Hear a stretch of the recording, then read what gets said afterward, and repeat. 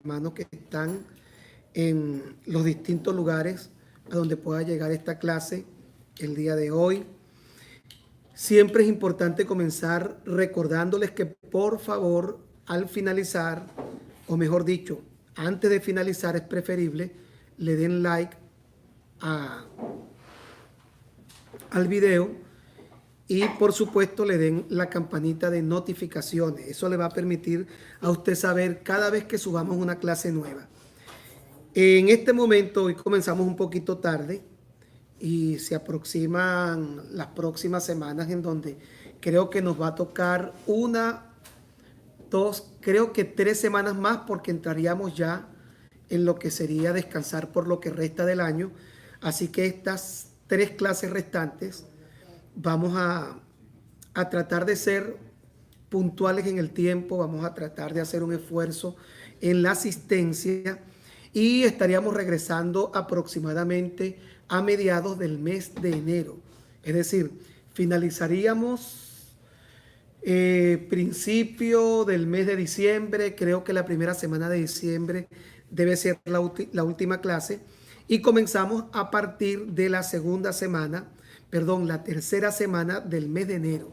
Vamos a tener libre el primer fin de semana, el segundo fin de semana, el tercer fin de semana del mes de enero iniciamos. Creo que nos tocarían 2 meses más, hacemos un corte y finaliza lo que sería este segundo tiempo, ¿no? Esta segunda temporada de clase. Se entregan los certificados, seguimos acumulando créditos y continuamos ya con la tercera etapa o la tercera fase de Infortemi. Dicho todo esto, comenzamos con la clase el día de hoy.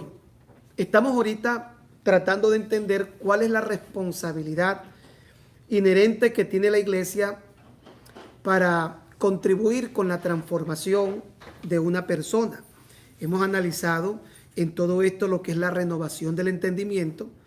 La semana pasada explicábamos con alguna precisión lo que es la obra del Espíritu Santo y que no puede ser sustituida por ninguna actividad que nosotros podamos considerar importante, aun y cuando venga de una genuina y sincera motivación de cambio.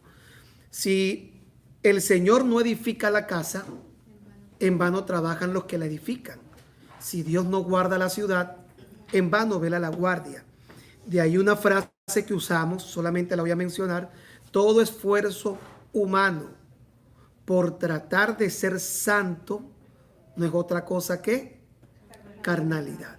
Y lo explicamos con el tema de los que están en el Tíbet, los gurús de la India, sus grandes esfuerzos por apartarse del mundo sin que sea la obra del Espíritu Santo. Eso se puede considerar un acto de carnalidad. Luego hablamos de la iglesia y por último, por supuesto, vamos a hablar de lo que es la autodeterminación y la voluntad que tiene el individuo en querer cambiar. Pero lo que nos compete a nosotros en este momento es la responsabilidad que tiene la iglesia.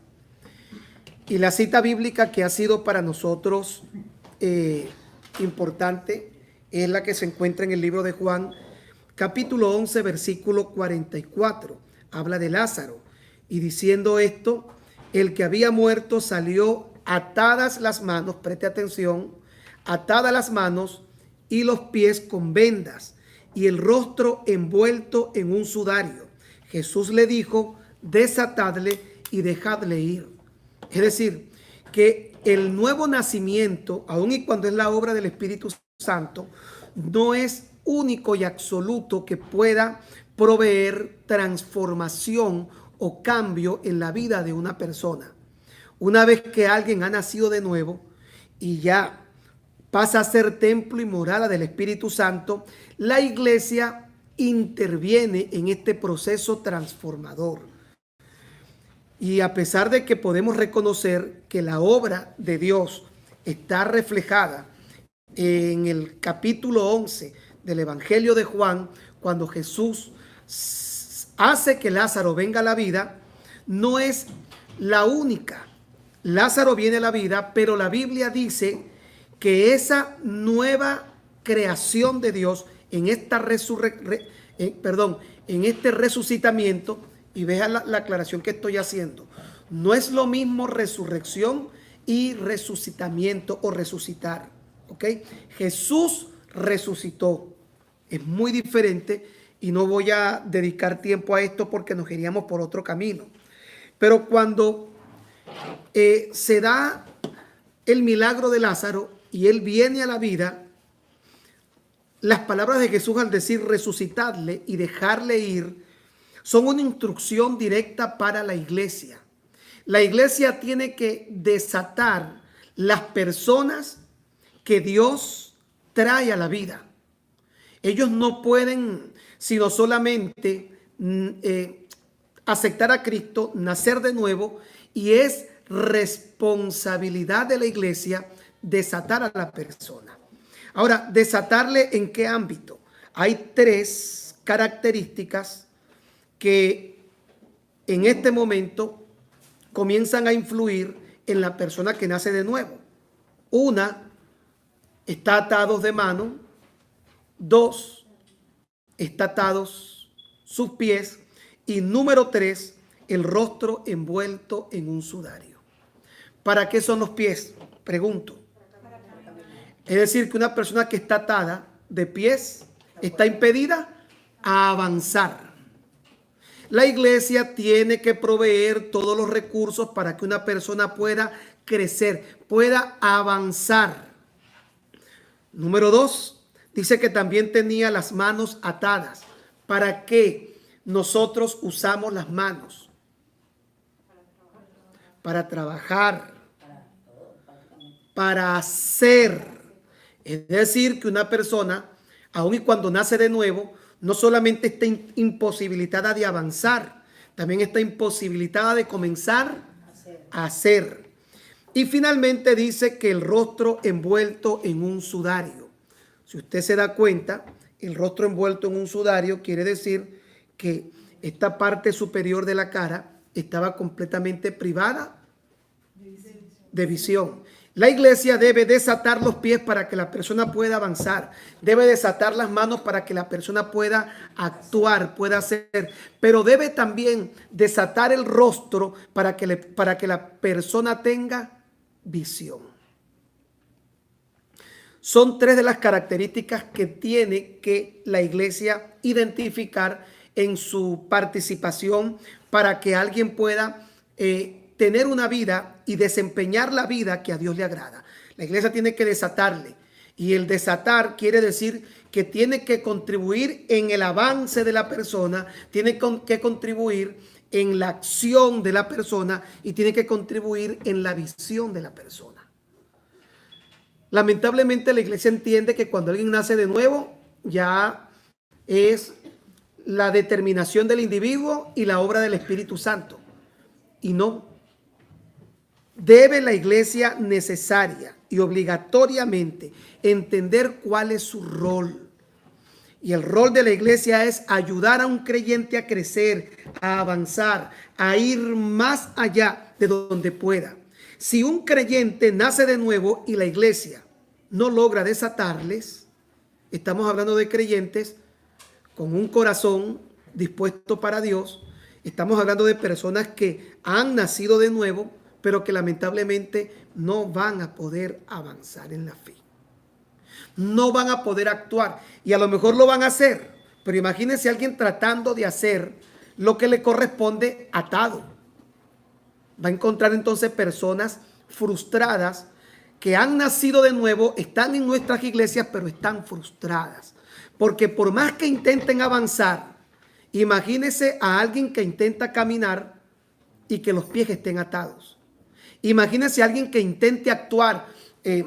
Cuando hablo de las manos me estoy refiriendo a todo lo que podemos hacer para Dios. Llámelo desde el grupo de adoración, desde el protocolo, desde la predicación. ¿Cómo puede actuar una persona? ¿Cómo puede hacer alguien algo para Dios si está atado? Obviamente es probable que lo haga, pero lo va a hacer de una forma torpe, y más allá de la torpeza en la que pueda actuar, es lo más seguro que lo haga de una forma limitada. La iglesia es llamada a desatar los pies las manos y el rostro. La iglesia es llamada a proveerle de una visión clara a las personas que han nacido de nuevo. Hoy yo me encuentro con la dificultad de que como iglesia hemos creído que si alguien llega al lugar donde nosotros operamos, inmediatamente debe estar activo, y a veces eso es un error. Y yo le decía esta semana en una conversación que tuve con algunas personas del grupo de oración, una persona yo no le puedo impedir que adore a Dios si quiere adorar a Dios. Es absurdo que yo diga, usted no puede adorar a Dios si, usemos el ejemplo, si no entra en Fortemi. Porque yo no puedo ir más allá de lo que hay en el corazón de una persona.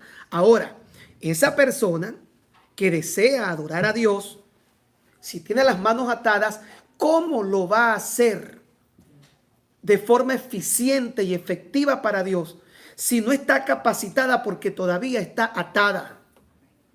Y es triste encontrar personas donde la iglesia no ha hecho su trabajo y tienen 20, 30 años en el Señor, y aunque usted no lo crea, están atados.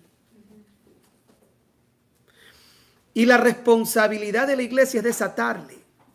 Entonces yo le compartí a mis hermanos, usted no va a tener ningún límite para adorar si quiere adorar, para cantar, para tocar, pero para opinar sí.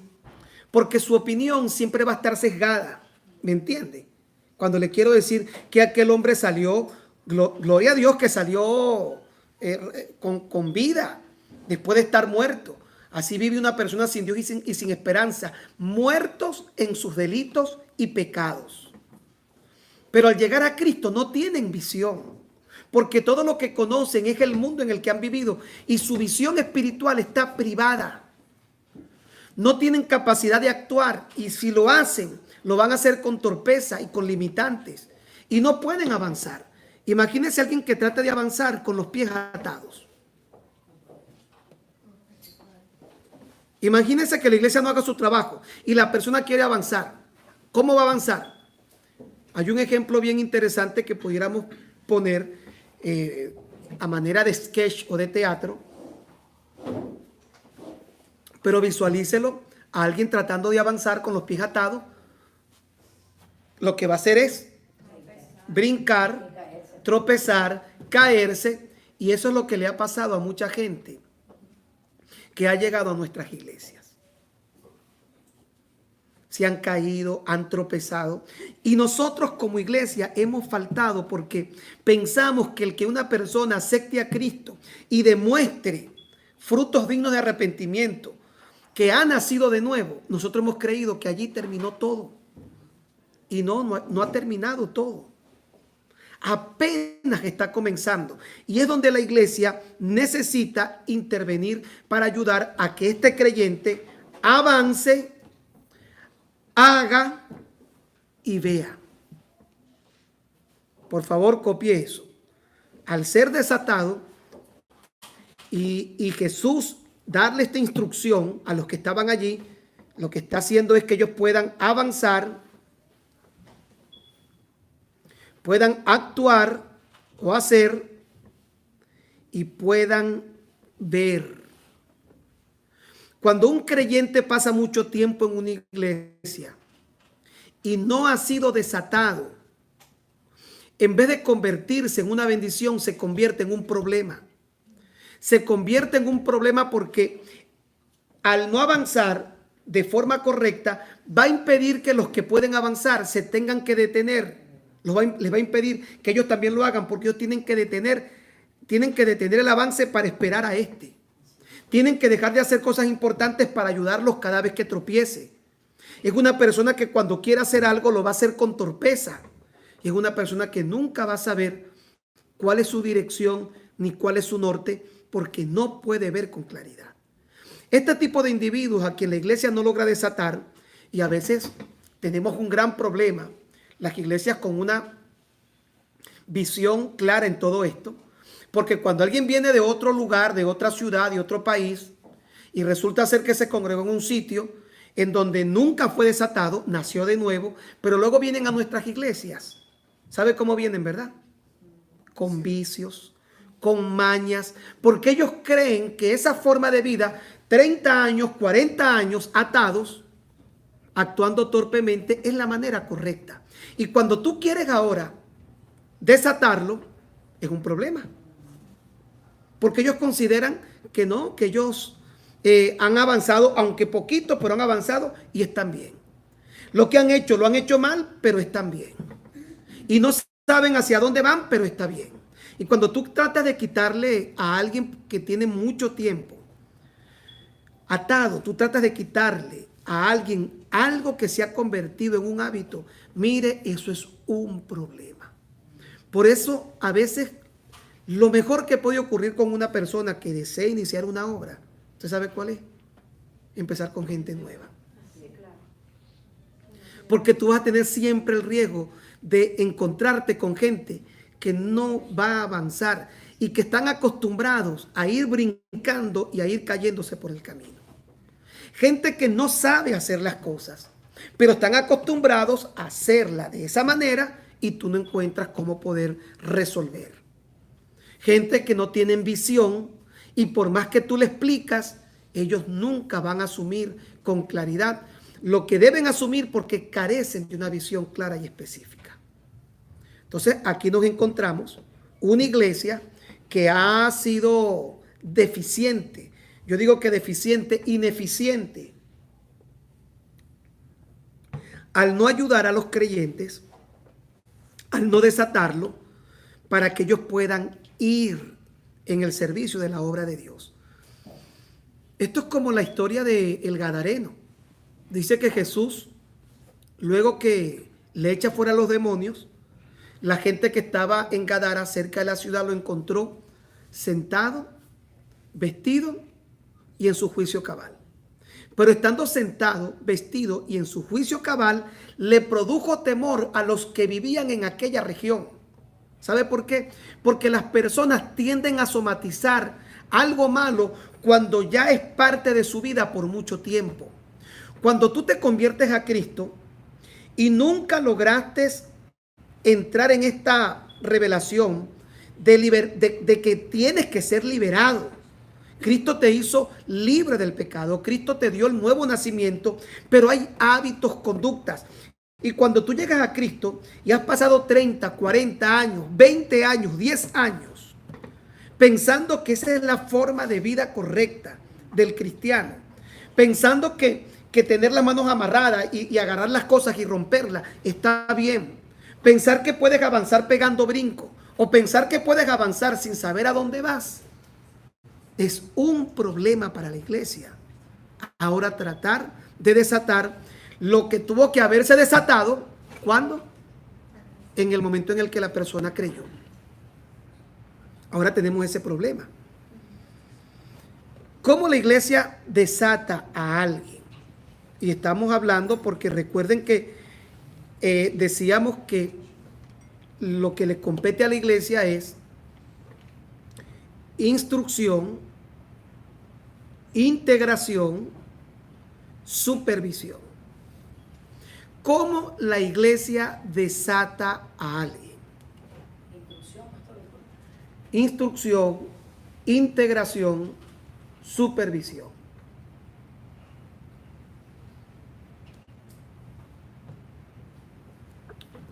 Mire, yo a veces pienso que Infortemi lamentablemente nunca va a ser un grupo grande. Siempre va a ser una minoría. Porque la mayoría, si no fue desatado a tiempo, quiere decir que todavía no pueden ver y su capacidad de entender las cosas va a estar siempre limitada.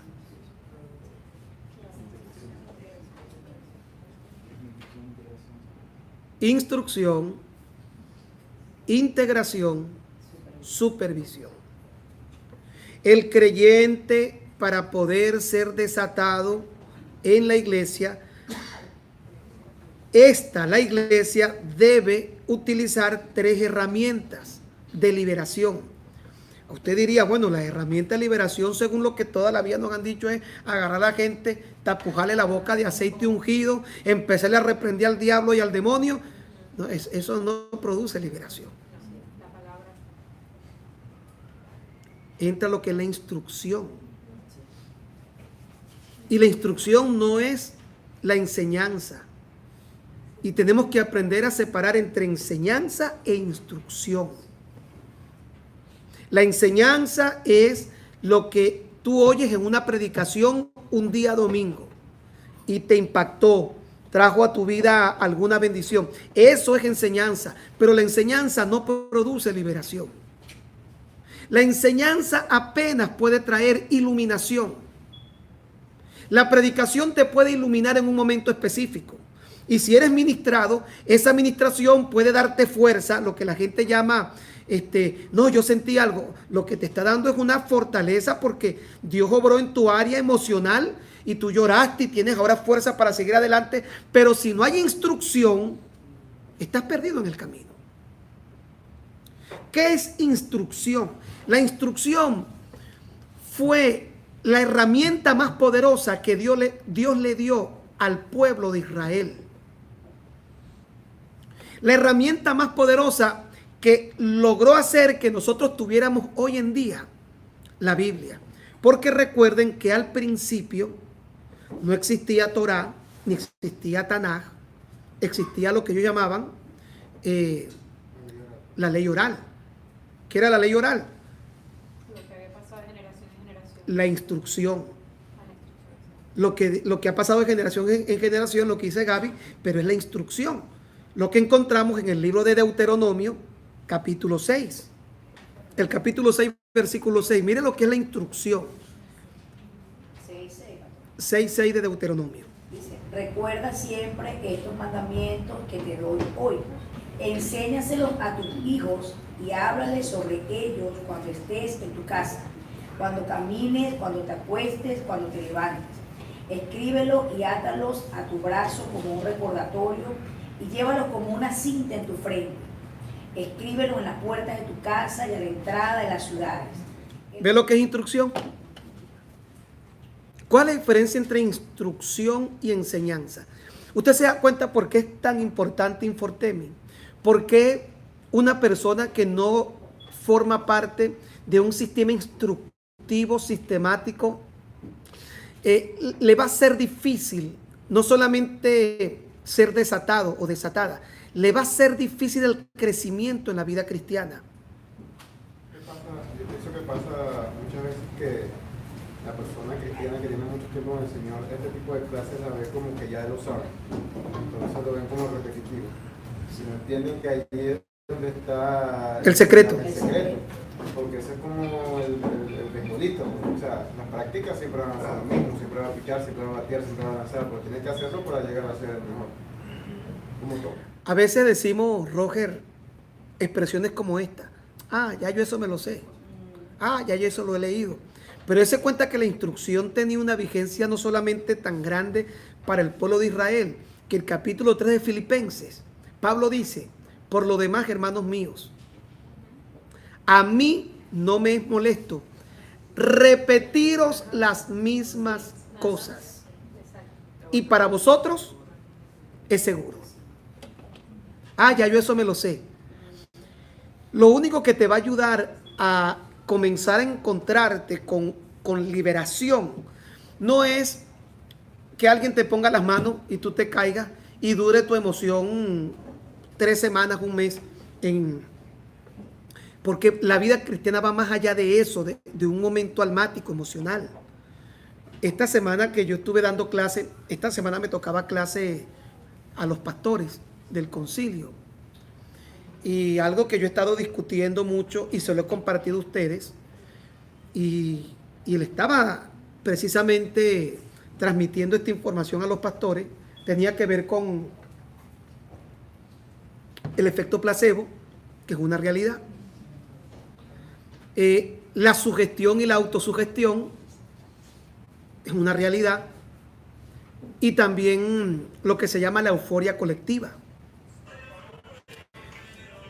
Usted va a ver que en muchas iglesias la gente trabaja con ese efecto placebo. A veces trabaja con sugestión, autosugestión, y también trabaja con euforia colectiva. Y sin darnos cuenta, esa fue la única solución que a nosotros se nos dio por años. Porque pareciera ser que es más fácil resolver un problema con un culto en donde yo veo a Dios como un mago y no como un alfarero. Y Dios no es un mago, Dios es un alfarero.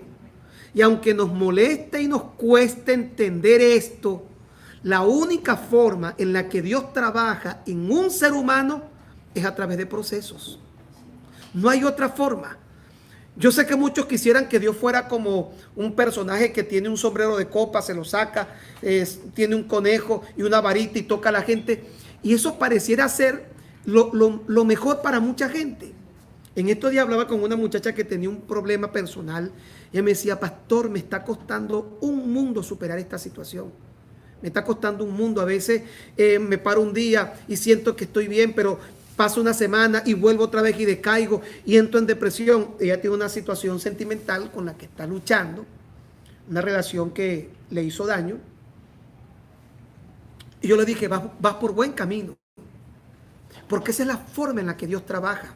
Aunque nosotros queremos ver a un Dios mágico y desde nuestros púlpitos nos vendieron la imagen y la idea, los telepredicadores que tanto admiramos, y no lo hago haciendo referencia absolutamente a nadie, pero se nos sembró una teología neopentecostal completamente alejada de la palabra. Los telepredicadores que oran, y yo no sé si han visto incluso que les sacan memes como si fueran sayayines y mueven el paltó. Hermano, eso es almático. Y hay que aprender a separar y hacer una diferencia muy grande entre manifestación del Espíritu Santo y obra del Espíritu Santo. Porque yo no puedo decir que eso no sea una manifestación del Espíritu Santo. Pero la obra del Espíritu Santo va más allá. Va más allá de que alguien se caiga, de que alguien llore incluso en un culto. La obra del Espíritu Santo es trascendental. Hablaba con un pastor, él me está escuchando ahorita, porque él tuvo una conversación con otro pastor y el punto de la discusión, un pastor que por cierto lo conoce Alejandro, no le voy a decir quién es, pero el punto de la discusión fue el tema pentecostal, porque este pastor que sale o que es pentecostal, pero que viene entendiendo lo que es la obra del Espíritu Santo, le dice, no es posible que las asambleas de Dios reduzcan toda la enseñanza del Espíritu Santo a lo que ocurrió en la calle Azusa hace tantos años. No sé cuántos conocen el testimonio y el avivamiento de lo que ocurrió en la calle Azusa. Tremendo, fue un avivamiento. Pero yo no puedo limitar la obra del Espíritu Santo a que la gente hable en lengua, y yo hablo en lenguas. Pero la obra del Espíritu Santo, por Dios, no puede ser limitada a que yo diga que todo lo que el Espíritu Santo quiere hacer en mi vida es que yo hable en lenguas.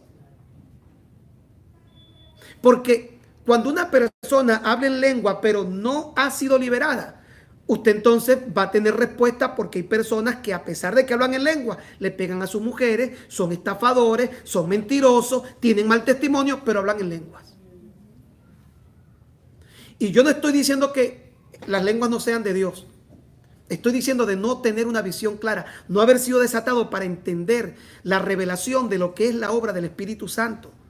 Cuando Jesús habló del Espíritu Santo, dijo, cuando venga el Espíritu de verdad, Él os guiará a toda verdad y os enseñará todas las cosas. Todo cuanto yo de mí os lo hará saber, y tomará de lo mío y me glorificará a mí.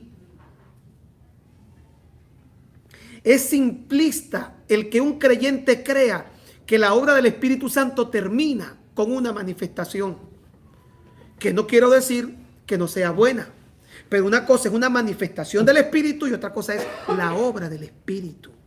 Una manifestación es un momento en el que Dios en su misericordia hace que tú puedas sentir algo rico, algo sabroso, te puedas caer, puedas llorar, pero una manifestación termina allí. Pero la obra del Espíritu Santo es el proceso en el que Dios sumerge a un creyente para poderlo cambiar a través de una obra de liberación. Esto es tan absurdo como el que cree que si tú vas a la casa de alguien a ungirla con aceite, ungido, valga la redundancia, entonces se van a acabar los problemas. El marido que está peleando va a dejar de pelear.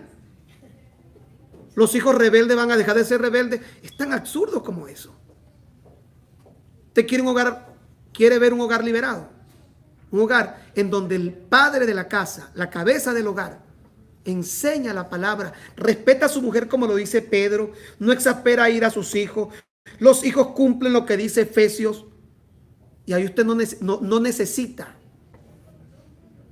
ni estar tapujando de aceite por la boca como nos enseñaron a nosotros, que le queríamos tapujar a la gente aceite por la boca para que fueran libres. Y había una hermana que ella tenía una Biblia Thompson en la época cuando la Thompson era famosa. Por ahí vi una Thompson, no sé si la de Laura es una Thompson, se parece a una Thompson. Ah, bueno, pero una grande de esas. Y la hermana agarraba y pensaba que para echarle fuera demonio a alguien tenía que pegarle con una Thompson por la cabeza. Y me acuerdo que un día estábamos en el cuartico de oración, eso fue en la iglesia de Betel Espejo. Ellos tienen un cuartico de oración en la parte de atrás del altar. Y entonces había un endemoniado y llegaba la hermana y con miedo ya se asomaba por la puertica y el demonio fuera y nada que fuera y nada que se iba. Y ella llegaba, entraba escondidita cuando estaban hermanos con los ojos cerrados. En el nombre de Jesús le pegaba por la cabeza al endemoniado y salía otra vez para afuera. Y en una de esas el demonio en forma de burla miraba al hermano y le decía, con la Thompson no.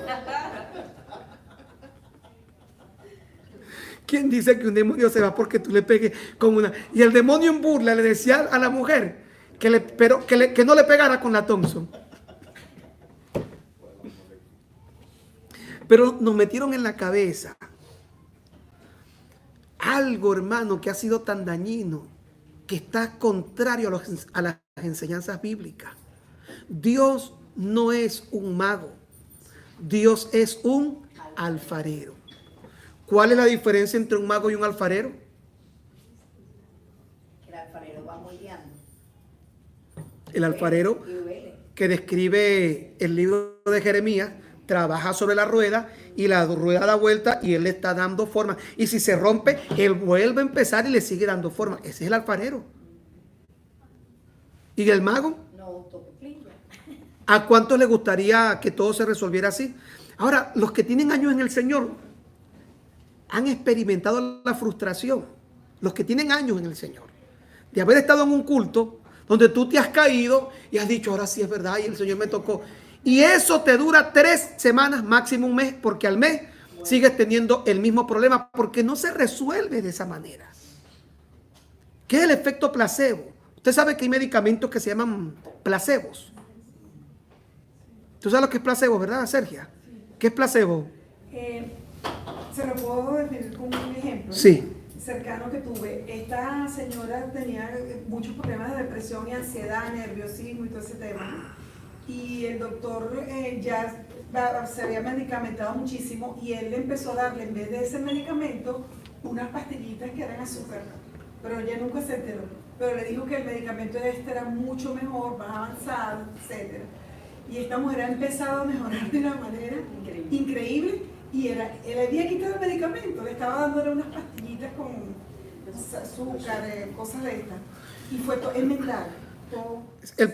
Mire, cuando usted oye, usted se va a preguntar, mire, déjeme hacer una aclaración bien importante. Yo creo en los milagros. Yo he visto milagros. Pero yo no sé si usted se ha enterado que en las famosas campañas de grandes milagros hay muchas demandas detrás. No sé si usted sabía eso. Demandas de gente que se ha muerto.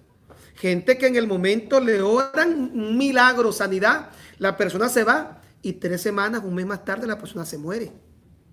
Porque el efecto placebo es lo que tú tienes, es mental. Cuando tú oyes el nombre de alguien que dice, esta persona hace milagro y tú ves videos, todo aquello, tu mente se convence. Eso se llama efecto placebo. Y cuando tú estás llegando a una campaña y oyes el sonido de la gente, ¡guau!, y ves que las sillas salen vacías y el que sube se levanta, tu mente no es un asunto de fe, eso se llama efecto placebo. Te convence, circunstancial, y hay muchas demandas, usted puede buscarlo por internet, Y yo no quiero decir que Dios no haga milagros. Jesús es el mismo ayer, hoy y siempre. Pero ¿qué sucede con una persona que tiene cáncer? Va a una campaña, le imponen las manos, se cae boca arriba, dice que el Señor lo sana porque se le va el dolor en el momento, luego va al médico, no le descubren la enfermedad, pasan 2 meses y la persona se muere de la enfermedad. Hay muchos casos, más de lo que usted se imagina, como hay muchos casos de sanidad genuina y milagros genuinos que nosotros manifestamos que creemos en ello. Pero el efecto placebo, la sugestión y autosugestión, la euforia colectiva, se ha convertido en parte de la expresión de manipulación que se usa en la actualidad para tratar de que muchas personas puedan ser controladas por un sistema religioso, por un imperio religioso o por ciertas figuras o imágenes que lamentablemente se han construido en nuestra sociedad. Si usted se pone a pensar bien, ¿sabe lo que hacía Jesús cuando hacía un milagro? Jesús trataba de que la gente no se diera cuenta y le decía, presenta tu ofrenda al sacerdote y no le digas a nadie nada. Era muy discreto. La discreción porque Jesús obraba con milagros genuinos. La manera en la que Dios actuaba, Él no necesitaba generar euforia colectiva. Usted se preguntará, pastor, ¿y cómo es eso que de repente una persona en un lugar donde hay tanto hace así y se cae la gente? Puede ser una manifestación del Espíritu, como puede ser euforia colectiva. Y a veces nos toca estudiar un poquito más para darnos cuenta de tantas cosas. Y métase a indagar sobre esto para que usted se dé cuenta, sin que esto le robe a usted su criterio de fe y su convicción de que el Señor hoy por hoy es el mismo ayer, hoy y siempre. Pero cuánta manipulación forma parte de nuestra sociedad, bien sea para sacar dinero, bien sea para generar y construir imperios religiosos, porque hoy en día pareciera ser que lo que tiene relevancia en nuestra sociedad evangélica son los imperios religiosos. Y no sé si me logro explicar cuando le hablo de lo que es un imperio religioso, pero hay que estudiar. Vea lo que es Mita en Aarón en Puerto Rico, analice. No se quede con A, B, C, vaya a la C, lléguese hasta la Z, porque el conocimiento de la verdad nos hace libres. Vea lo que hace Mita en Aarón. Si no sabe, anótelo. Mita en Aarón, una religión que sale de la iglesia protestante evangélica pentecostal en Puerto Rico, una comunidad súper gigante. Lo que hizo David Brainerd con los niños de Dios, lo que hizo Joseph Smith con los mormones. ¿De dónde cree usted que salieron ellos? De la iglesia evangélica, la iglesia protestante, la iglesia pentecostal. Pero para nosotros pareciera ser que lo que tiene que ver con Dios es con lo mágico. No, Dios no es mágico. Dios no hace magia, Dios tiene poder. Dios es un Dios poderoso, no un Dios mágico. Y la obra de Dios en el corazón del creyente se realiza en base a proceso, no en base a magia. Por eso va a haber mucha gente confiada que un día acepta a Cristo. Pareciera ser que ese nuevo nacimiento fue suficiente. Esa persona se siente autoconvencida en sí misma de que ya nació de nuevo, y obviamente lo hizo, pero luego usted ve cómo colapsan con el tiempo y su crecimiento en Cristo llega hasta cierto punto y luego se detienen, porque es un proceso. Deuteronomio capítulo 6 versículo 6, usted va a entender la diferencia entre un culto, una predicación y el proceso de la instrucción. Las palabras de la ley que yo te mando hoy, se las repetirás a tus hijos cuando vayas de camino, cuando vengas de regreso. La hablarás, la atarás en tu mano, la pondrás entre tu frente, la pondrás en el dintel de tu puerta. Eso es lo que libera a la persona, el poder de la palabra. Porque la palabra en sí tiene poder. La palabra de Dios es creativa, la palabra de Dios es sanadora y es viva. Y la palabra de Dios opera bajo fe y por fe. No hay otra forma de que usted pueda ver la fe basada en la palabra de Dios.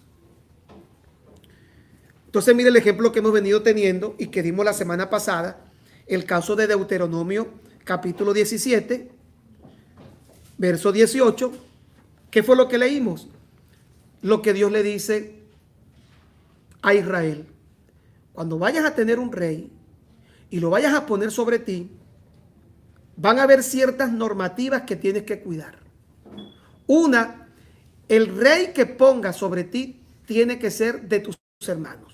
No pondrás rey que no sea de tus hermanos.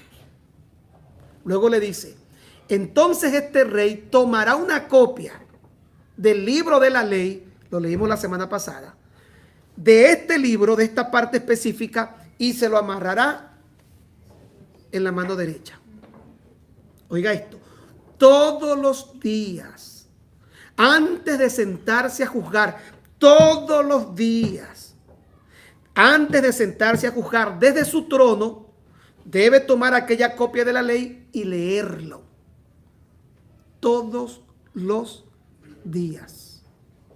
¿Qué decía esa copia de la ley? Que no podía volver a Egipto, que no podía tener muchos caballos, que no podía amontonar plata y oro durante su reino y que no podía hacerse de muchas mujeres. Eran las 4 cosas que decía la copia de la ley que se le entregaba al rey que había de juzgar esta nación. Porque recuerda que cuando esto se escribió, Israel no tenía reyes. Israel pasó un tiempo durante la conquista de la tierra prometida y al final de la conquista ellos fueron a un periodo que se llama el tiempo de los jueces. Y el último juez de Israel, que fue Samuel, nombra al primer rey, que fue Saúl. El segundo rey de Israel fue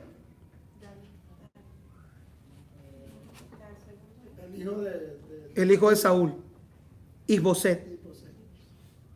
Reinó tan poquito que la gente no lo cuenta, pero Isboset se encuentra como segundo rey de Israel. Solo que reinó muy poquito, pero fue el segundo rey de Israel. Después de Isboset viene David, y después de David viene Salomón, que se conoce como ¿quién? Como el hombre más sabio. Es decir, que Saúl amarró en su mano el libro de la ley, es lo que se supone, porque era lo que tenía que tener como obligación, y todos los días al sentarse en su trono él tenía que leer: no puedes volver a Egipto, no puedes tener muchos caballos, no puedes hacer que el oro y la plata sean en cantidad en tu reino, y no podrás tener muchas mujeres. Isboset reinó poco, no sé si le dio tiempo, pero David tenía que hacerlo, hasta que llegó los días del rey Salomón, el hombre más sabio.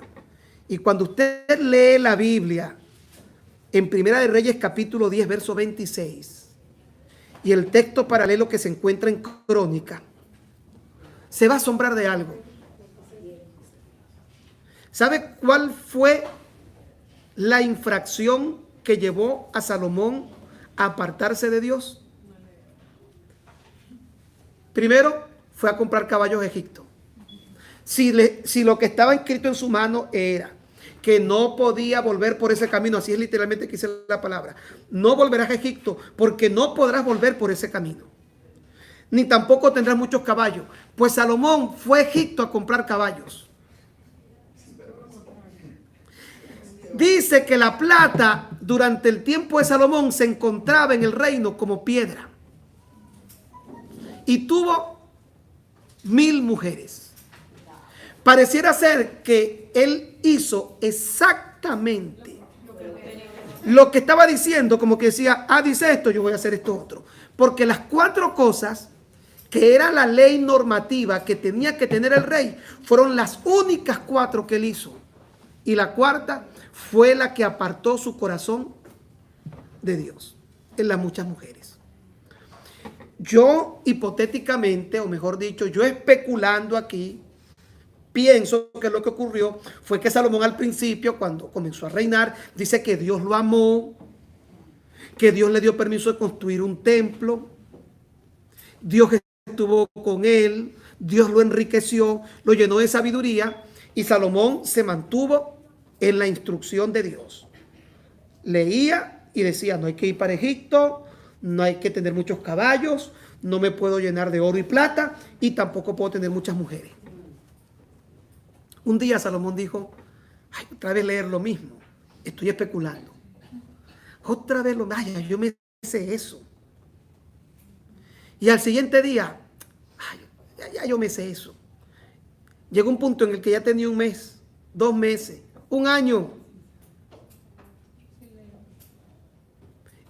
Pero ¿sabe cuál es el secreto de la instrucción? ¿Sabe dónde viene la liberación? En la instrucción de la palabra. No en cultos carismáticos. Y no estoy en contra de los cultos carismáticos. No en manifestaciones del Espíritu Santo.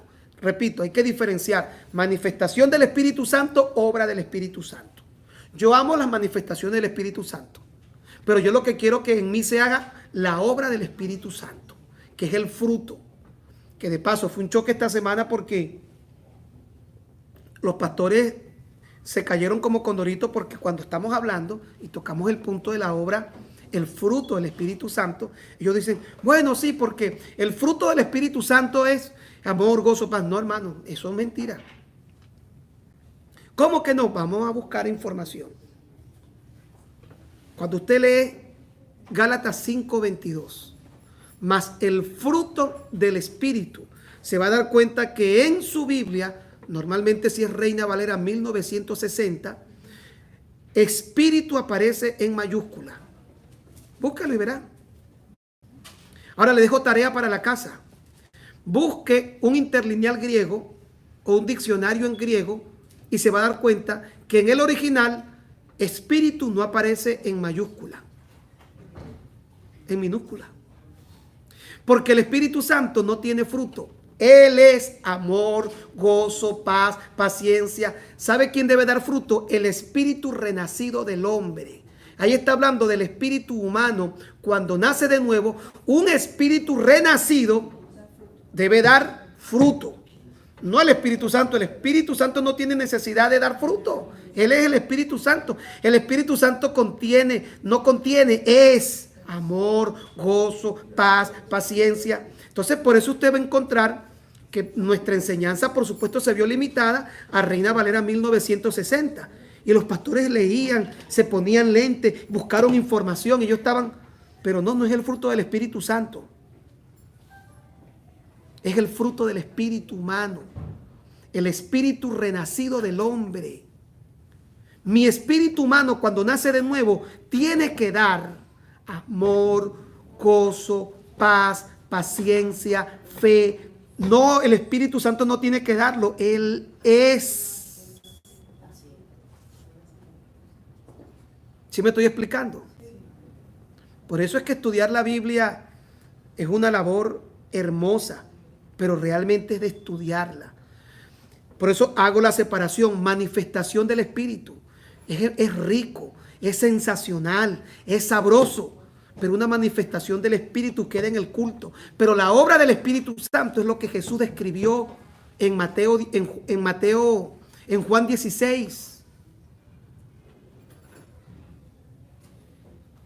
Y a veces el problema de alguien que está lleno del Espíritu, lo leí en estos días de Adrián Roger que decía, el problema del que está lleno del Espíritu no es hablar en lengua, sino controlar la que tiene. Y es verdad. Porque hemos querido pensar que esas manifestaciones, y vuelvo y le repito, una persona que habla en lengua, gloria a Dios, yo hablo en lengua. Pero si yo no entiendo que Dios me quiere sumergir en un proceso, y el proceso es la instrucción, es Infortemi. Mañana le tocará a los que están acá seguir su labor que Dios los mandó para pastorear, y se van a dar cuenta que van a empezar a eliminar problemas cuando perciban que es el proceso de la palabra en el corazón lo que libera, porque el conocimiento de la verdad es lo que trae libertad. No dice, si te imponen las manos y te caes, serás libre. Si hablas en lengua, serás libre. No, conoceréis la verdad y la verdad os hará libre. Entonces, lo primero que debe hacer la iglesia es generar espacios de instrucción. En el preciso momento que una persona es bautizada o nace de nuevo, tiene que empezar a recibir instrucción. ¿Y sabe cuándo termina la instrucción? Nunca. Nunca. Deuteronomio 6 en adelante. Esta es mi palabra que yo te mando hoy. Cuando no existía la Torá, cuando no existía Tanaj, cuando existía lo que era la tradición oral. Ellos creían en lo que creían porque los padres se lo decían a los hijos cuando iban al campo, cuando venían del campo, cuando se acostaban, cuando se levantaban. Lo escribían en la pared, lo amarraban en la mano, lo ponían entre su frente. Era todo. Y eso fue lo que le pasó a Salomón. Salomón comenzó a perder la instrucción porque él pensaría, soy tan sabio, soy tan inteligente que ya yo no necesito. ¿Para qué tengo que leerme esto todos los días? Y un buen día, después que la instrucción desapareció de su corazón, dijo, mira, necesitamos unos caballos, vamos a Egipto a ver, allá están los caballos buenos, tráiganme 1000 caballos. Y empezó, y decía literalmente, Primera de Reyes 10:26 y Deuteronomio 17:16 en adelante, no vuelvan por ese camino. Y fue el camino que tomó Salomón para comprar caballos. Si quieren lo leemos para terminar, por supuesto. Vamos a leer Primera de Reyes 17:14. Cuando hayas entrado en la tierra que el Señor tu Dios te da y tomes posesión de ella y la habites y digas, pondré un rey sobre mí como todas las naciones que están a mi alrededor, ciertamente pondrás por rey sobre ti al que el Señor tu Dios escogiere. De entre tus hermanos pondrás rey sobre ti.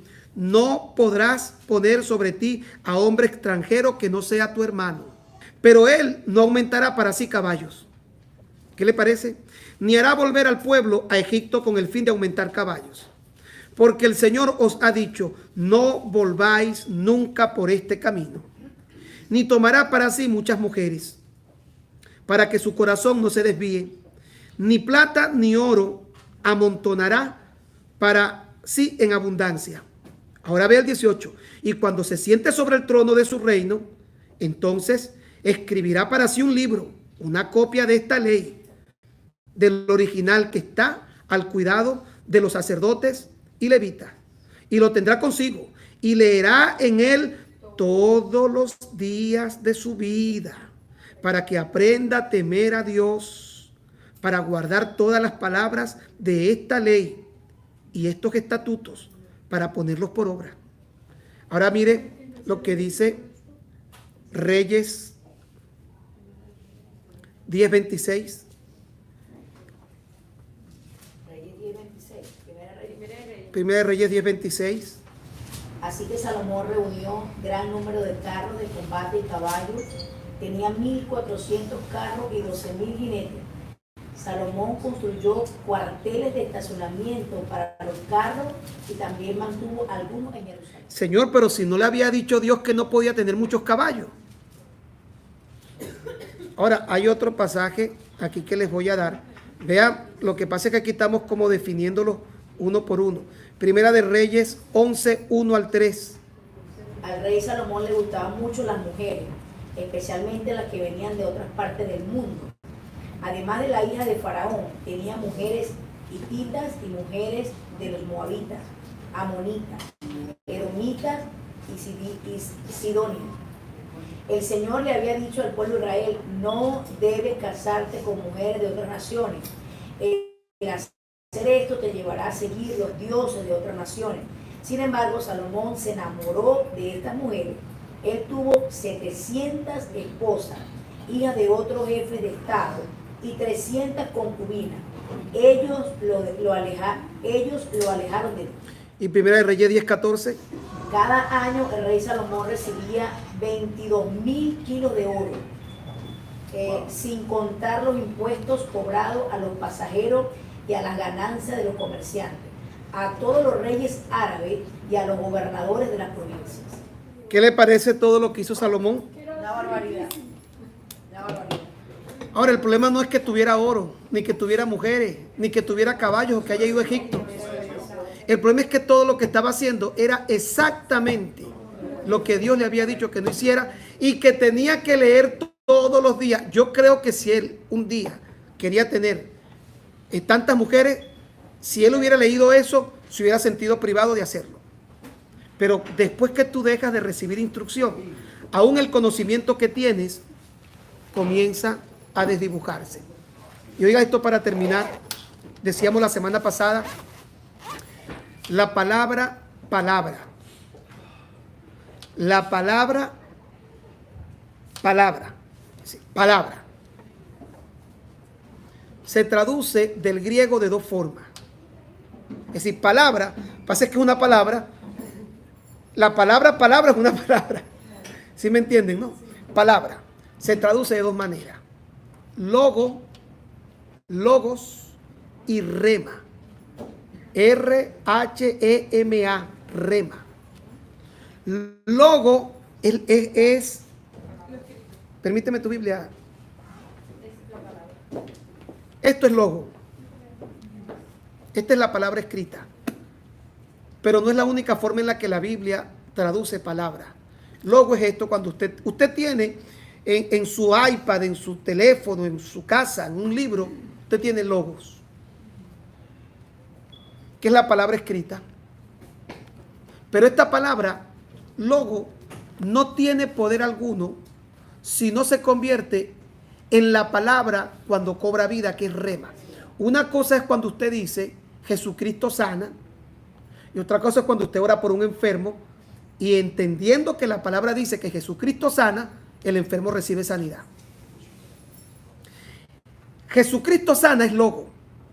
La sanidad en el enfermo es rema.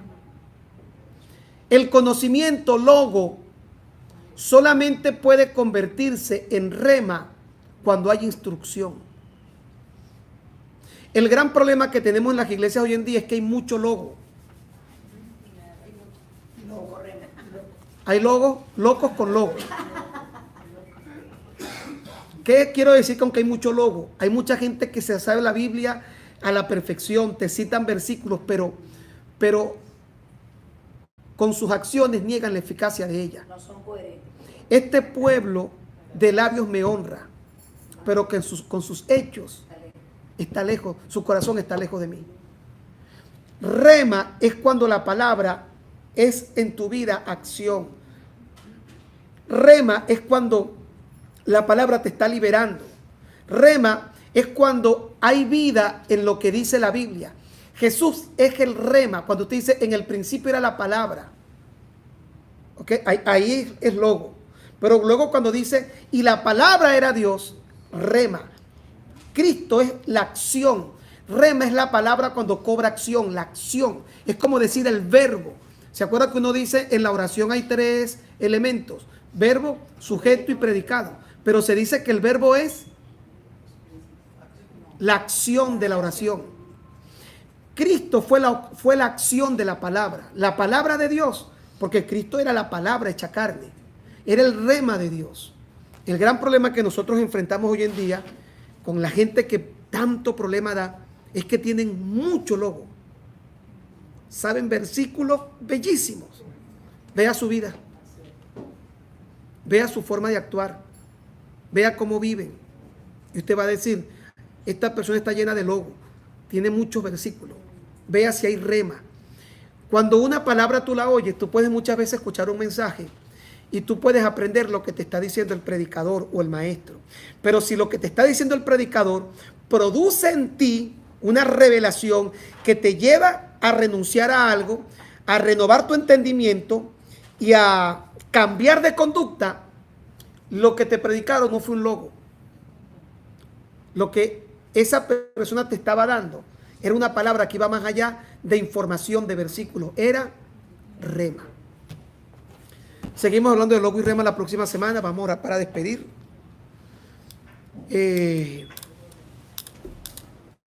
Gracias te damos, Señor, por esta reunión. Gracias por tu amor y por tu misericordia. Perdónanos, Señor, por que cada día sin darnos cuenta te faltamos. Ayúdanos a serte fiel y amarte con todo nuestro corazón. En el nombre de Jesús, amén y amén. Muchas gracias, mis queridos hermanos. Dios me les bendiga.